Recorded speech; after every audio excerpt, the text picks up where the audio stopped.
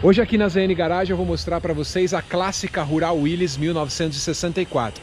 Esse carro aqui nunca foi restaurado, nunca foi repintado e eu vou mostrar todos os detalhes e a história dela, que é muito legal. Então, roda a vinheta.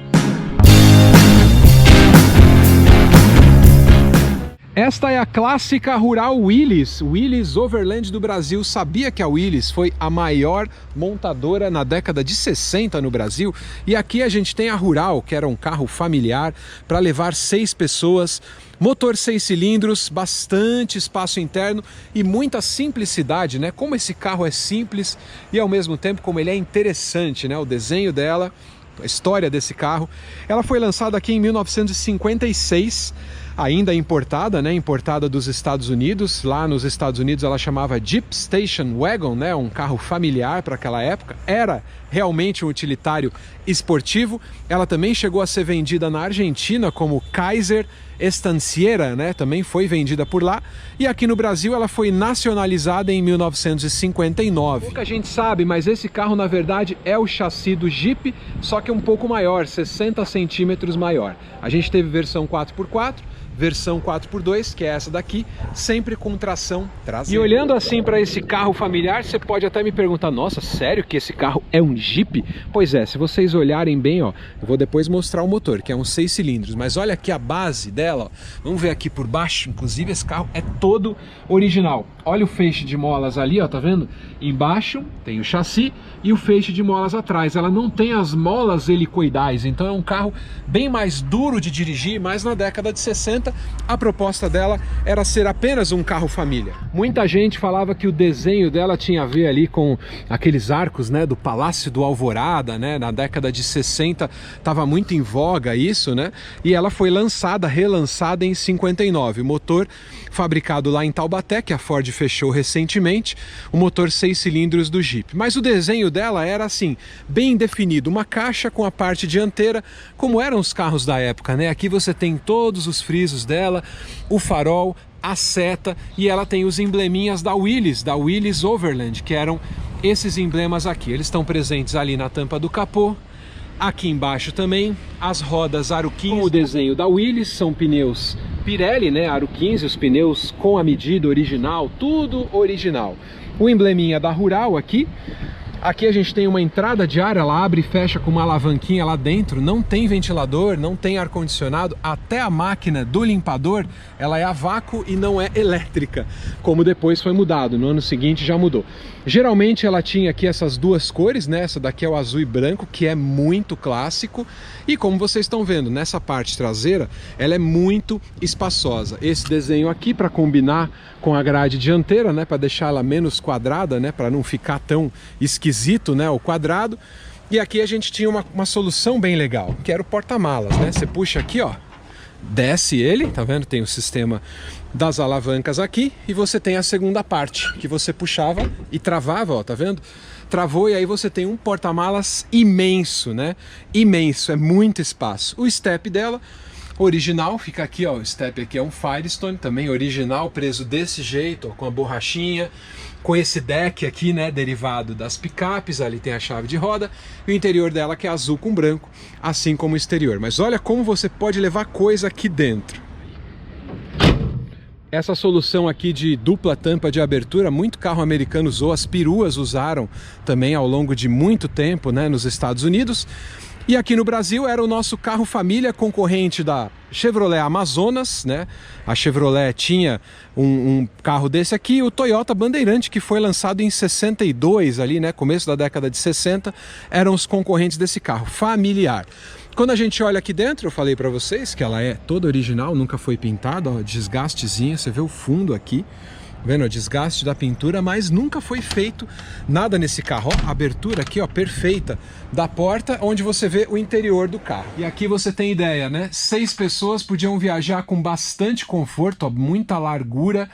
Ela tinha, então era um carro bem familiar, ó, o banco inteiriço aqui, era o do lado de lá, que se abria e você tinha um salão bem amplo, apesar da direção ser um pouco esquisita. E nessa época não tinha aquela exigência, né? A direção hidráulica, né? Ar-condicionado. Esse carro é seco, ele não tem nada disso. Até o câmbio dele, que é de 3 marchas, a primeira ainda não era a marcha sincronizada. Então, se não tiver parado, você acaba arranhando a marcha, tem que ter um pouquinho de cuidado. Mas são características do carro que eu vou mostrar para vocês. Vê se vocês gostam dessas soluções aqui, ó. O painel dela era exatamente esse, o volantão grande, né, de baquelite, né, usava-se muito esse material.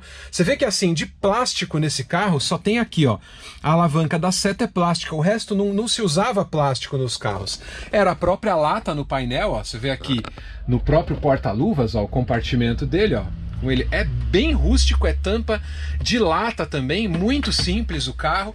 E aqui você tinha todos os comandos no painel, inclusive a temperatura do motor e marcador de combustível. Aqui o limpador, que eu falei que é vácuo, as luzes. E aqui a gente tem a partida, né, onde você vai colocar a chave para dar a partida. O câmbio é esse câmbio aqui também, com essa ponteira central, mas ó, vou pisar aqui, ó, na embreagem. Aí você tinha a primeira, que está engatada por segurança, a segunda para cima e a terceira. Para você, a marcha ré, você traz ele para você e sobe, e esses são os comandos do câmbio da Rural Willys. Vou abrir a tampa aqui e vou mostrar também como ele era diferente, tanto na abertura quanto na simplicidade do motor. Repara nesse detalhe aqui, que é muito interessante. A tampa ainda abria no conceito do Jeep, né? Do Jeep da guerra, aquele Jeep antigo.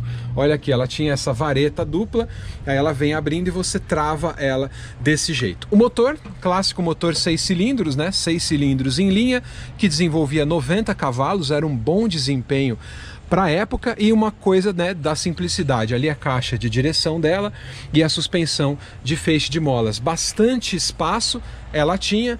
E esse motor aqui de 90 cavalos não tinha muito torque, tecnologia da época, ele chegava a uma máxima de 107 km por hora. Os carros da época, né, os automóveis da época, ali em 64, você tinha nada mais, nada menos do que o DKV, né, o Fusca também, e você tinha na própria Willys Overland o Gordini, né, que era aquela evolução do Dolphine. E esses carros, velocidade de estrada ali era uns 80 por hora, e essa daqui chegava a 107, era um carro com bom desempenho para a época. E essa época é muito marcante, né, no mercado brasileiro, porque os carros que vinham importados, eles estavam se nacionalizando, tinha aquele orgulho de fazer a indústria nacional acontecer. Então, muitos carros que vinham dos Estados Unidos, da Europa, aqueles conceitos, eles estavam sendo todos nacionalizados. A indústria estava se desenvolvendo muito, e a gente tinha na linha da Willys Overland vários carros, picape, carro família, carro de passeio, carro pequeno, o portfólio era muito grande. Olha que interessante aqui, né? Até a chave dela é original, ó. Tá vendo? Willys.